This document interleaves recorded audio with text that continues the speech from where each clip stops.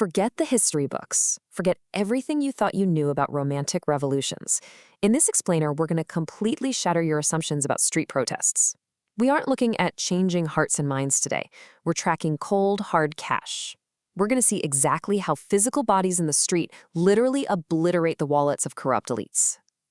Okay, so what is the actual dollar value of a street protest? We usually think protests just change presidents or rewrite laws, right? Well, the data is absolutely ruthless. Protests are actually a highly targeted direct weapon to destroy crony wealth. They literally bankrupt the connected elite and bleed their monopolies dry. Just look at the raw financial power of the street. For every 500,000 people standing on the pavement, exactly 0.8% of corrupt corporate value evaporated, just instantly vanished.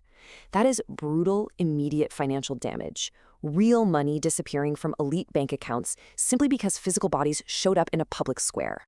Part 1. Factions of Power, the Corporate Monopolies. To really understand this financial bloodbath, we have to entirely rethink the government. It wasn't just a political entity. It was essentially 3 competing corporate monopolies fighting for total economic control. Researchers figured this out by painstakingly tracking the board of directors for every major publicly traded company in Egypt, directly linking those executives to specific politicians. And the result?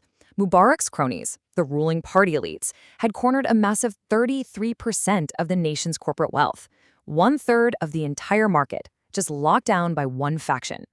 But this massive monopoly faced the ultimate stress test across 4 dramatic phases of the Arab Spring. From Mubarak's stunning fall to military rule, then Islamist rule, and finally the post-Islamist military return.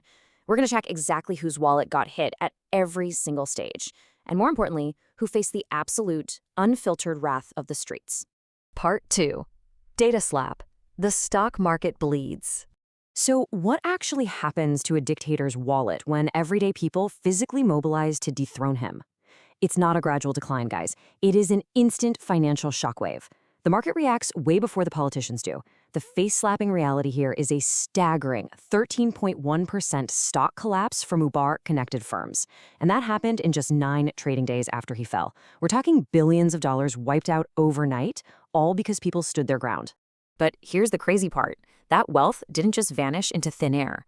While Mubarak's cronies bled $2.8 billion, the military-connected firms actually saw their stocks rise by 3.2%.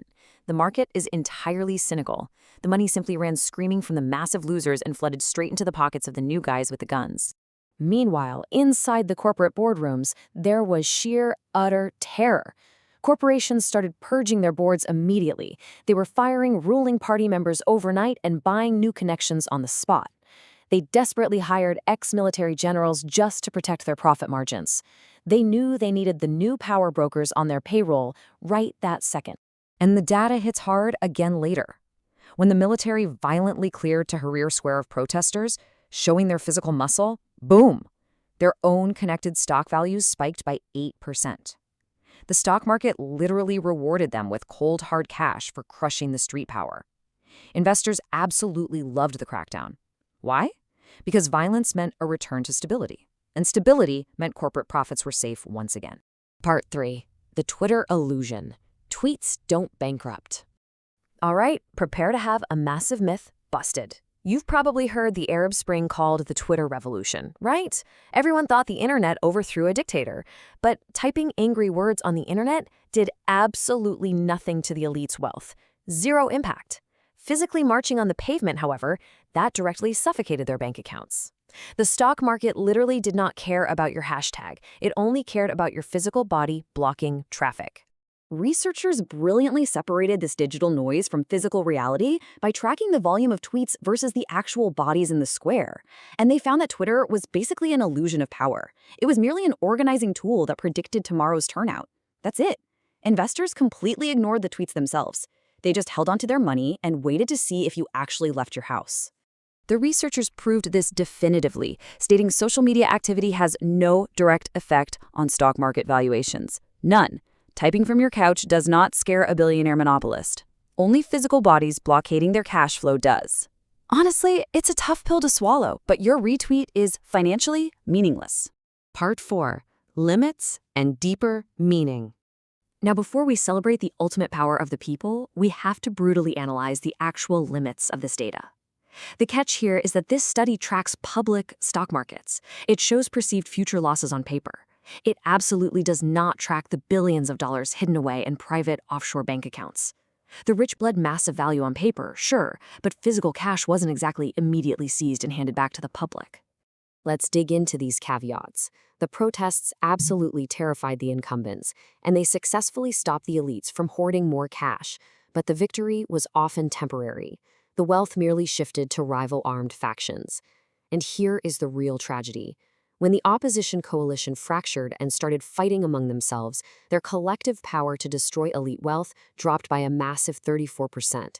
Internal division completely killed their financial leverage. Which leaves us with a terrifying, essential question to wrap up this explainer. If your online outrage is financially meaningless, and if protests only temporarily shift power between armed factions, what are you physically willing to risk to change the actual mechanics of power in your own society?